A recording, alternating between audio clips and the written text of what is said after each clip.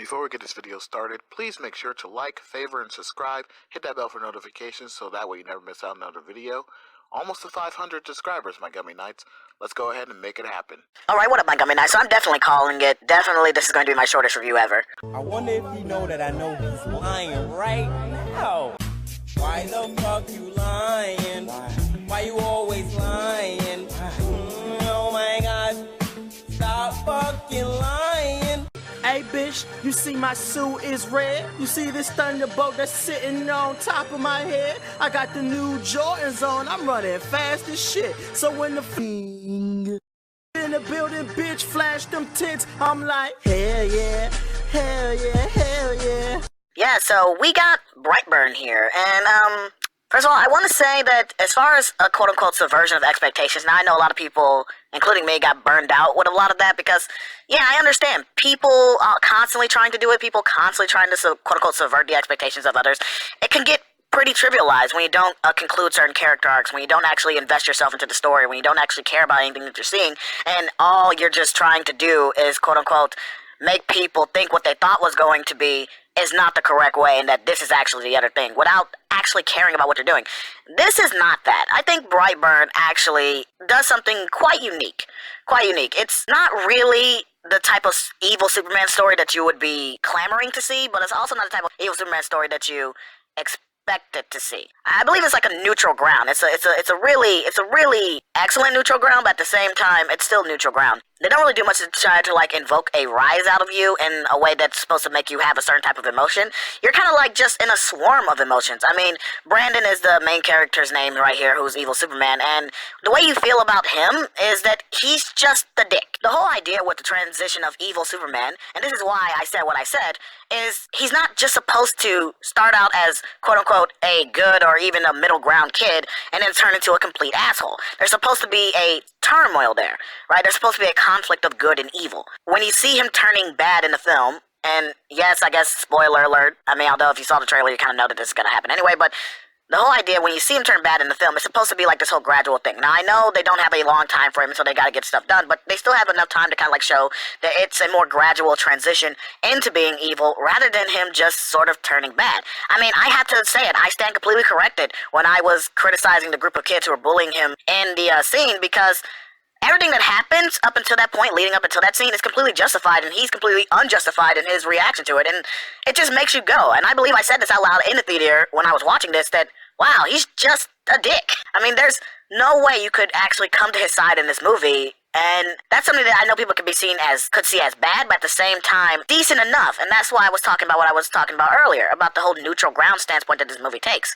Of course, you know, his parents are, you know, both play phenomenally. The actors do give it their all. I mean, nobody gives a terrible performance in here. Although I will say that the main character kinda does, but it's more like I understand where he's coming from with a little bit of the acting, because he's supposed to be somewhat more irrational, but at the same time, the way they do it is because it's like he has no emotional depth. And I get that's kind of what they're going for, but at the same time, I just wish, again, you had more of that conflicting nature.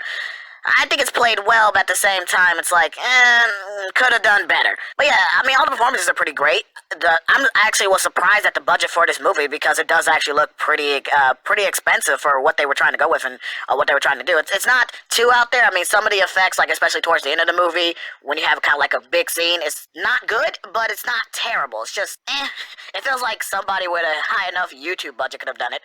But at the same time, it feels like it would be a good level of a YouTube budget, if that makes any sense. Oh, no. No. No, no, no, no, no, no, no, no, no, no, no. But I know that there's going to be some complaints about, you know, I wish they had kind of like not really spoiled it too much about like that who he was and what he was, because then you're kind of just expecting certain things to happen. But at the same time, I guess I would combat that by saying, well, if you look at the trailer, right? If you look at the trailer and you look at the way that the trailer was, this is kind of what that movie is going in expecting you to have seen. They're expecting you to have seen this trailer, because this is kind of like an indie style project. They're not expecting you to look at the name Brightburn and then want to go check out the movie, right? You're not walking into the theaters and saying, oh, look at Brightburn, you guys want to go watch that? You're not doing that. There's several other other movies that you could have there, you could watch there, and there were several other movies playing that people could be watching that had more name recognition, that had more things like that, to where people would go there on name alone.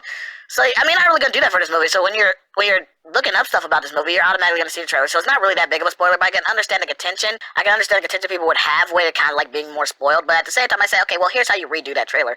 You know, you could simply have everything look pretty normalized, and then kind of have it to where you're leading into something big. It's kind of like where you see the elements of something that's going to be big, and that maybe this child is not these people's children, right? Maybe it is, maybe it isn't, but at the same time, you don't really know, you're unsure. But then at the very end, the one catch-all scene, when he lights up his eyes and looks like he's about to fire heat vision, that's the scene you keep in, and you stop the trailer. That draws people in, because it's like, okay, maybe that's something a bit interesting. Sure, it kind of spoils it a little bit, but maybe it doesn't. You don't know. He could be an alien, he could be a lab experiment. Maybe these people are, you know, genetic scientists who created a monster child. You don't know. So something could have been, you know, done in that way. And so I feel like it was decent. I feel like you knew what you were getting into. And as far as like the horror aspect of it, because it is trying to be a horror movie, I wasn't really afraid, and I kind of unintentionally laughed at certain amount of the scenes involving the horrors, because that's what I said. I mean, the costume, when you really get a good look at it, it is pretty dumb. Like, when it's not in its whole, oh, I'm trying to intentionally scare you, his eyes are all lit up and stuff, you know, when it's not doing that, it is just really dumb. I mean, and certain aspects of the horror are just so unscary that it turns into hilariousness. And it's like the only time I even jumped was when some of the actors were going over the top in their attempt to pretend like they were scared. I was like, yeah, okay, dude, calm down. So, like, that's not scary. This kid is just a creepy little dick, okay? You don't need to act like, you know, he's robbing your home or something. Like, I don't know. I feel like some of the performances when it was time to get scared were just over the top, and over the top for no reason. And there are certain scenes where characters just do dumb stuff. And you can tell certain characters, like, they're going to say certain lines, and it's going to invoke a sense inside of your head that says, okay, yeah, that character's going to die. And it makes it so much more obvious. Am I saying that overall the flaws of this movie outweigh the good? No, I think this is genuinely an actually decent movie. But there are bad elements to this film, but overall, I think this is a good movie, and I definitely would recommend it.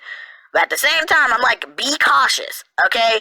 Just don't have your expectations too high.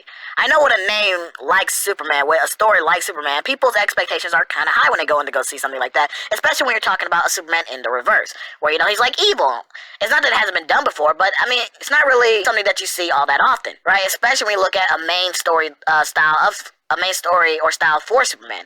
He's always been the pinnacle of goodness, and even when he has to go into a moral gray area, that's just it. In the end, it always is justified by the end means, and he doesn't even really do anything that bad that would really call into question his morality or his nature. This completely just turns out on his head. Yeah, he is just evil. And oftentimes in the movie, he's evil for the sake of being evil, but like I said, I can really get behind this movie. I think it was done pretty well, and the production is definitely there, and I definitely would recommend it. Anyway, catch you guys in the next one. Peace. I just be running. They say I'm like the fastest man alive and shit. I mean, I guess that's why I run away from my problems so much. Fast money, fast cars, fast bitches. That triple F life is with that young king. Living, he run fast as what?